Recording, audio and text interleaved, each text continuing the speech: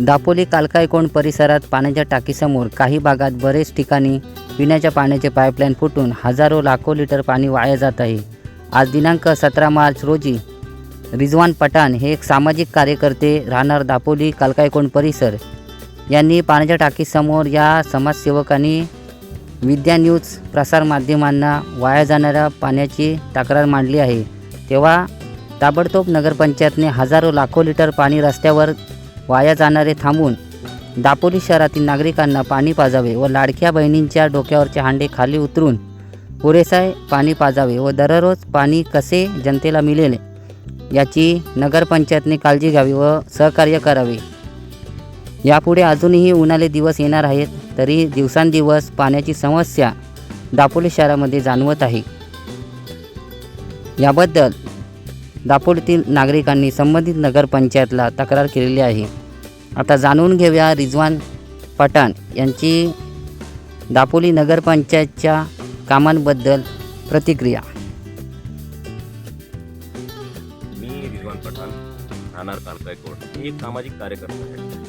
वारंवार मी ह्या रोडवरून जात असताना कित्येक लोकांनीही माझ्याकडे ह्या गोष्टीबद्दल चर्चा केली की जो पाणी वाया जात आहे तो लोकांच्यासाठी भेटावा व त्यांची सुविधा होईल। नगरपंचायतच्या दुर्लक्षपणामुळे आज कितीतरी पाणी वेस्ट जातो। हाच जर पाणी लोकांसाठी भेटेल तर लोकांची सवय होऊ शकते।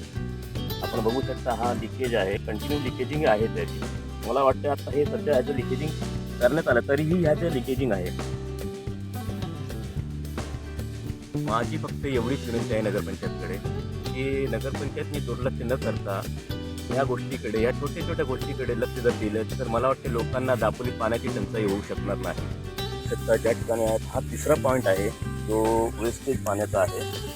याच्यातून लाखो हजारो लिटर पाणी जो आहे तो वेस्टेज जातो आहे। हा जर दापोलीच्या जनतेसाठी घेतलं तर तेवढी कव्हर होऊ शकते। नगरपंचायत ह्याच्याकडे दुर्लक्ष करत आहे एवढं नक्कीच, कारण हा कित्येक वर्षापासून आपण बघू शकता कित्येक वर्षापासून हे असंच आहे, असंच चाललेलं आहे। तेव्हा कृपया नगरपंचायतने याच्याकडे लक्ष द्यावं आणि हे त्वरित त्याचा काय ते प्रबंध करावा। खरा फुटल्यासारखं पाणी वाहत आहे आणि ह्याचा वाव जो आहे तो अक्षरशः लोकांपासून लपवण्यासाठी एक साईडनं केलेला गेलेला आहे। हे निदर्शनात न येण्यासाठी केलेलं आहे। तेव्हा नगरपंचायतकडे माझी एक विनंती आहे की लोकांसाठी ही सुविधा करावी आणि हा वेस्ट जाणारा पाणी जो आहे त्याला बंद करावा। तर हा जो पाणी वाया जात आहे हा लोकांच्या निदर्शनात न येण्यासाठी हा वाद जो आहे त्याचा वाव जो आहे दुसऱ्याकडे फिरवण्यात आलेला आहे। व हा पाणी कुठं चाललाय तो आपण बघू शकतो। कितीतरी पाणी हा वेस्ट जात आहे।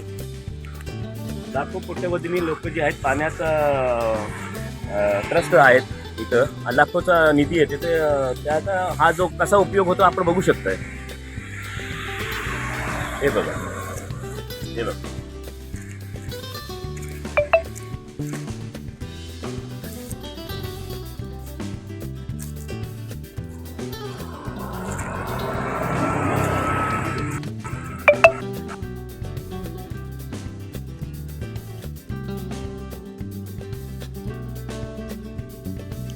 पत्रकार सुदेश सुरेश तांबे, विद्यावंदा न्यूज, दापोली।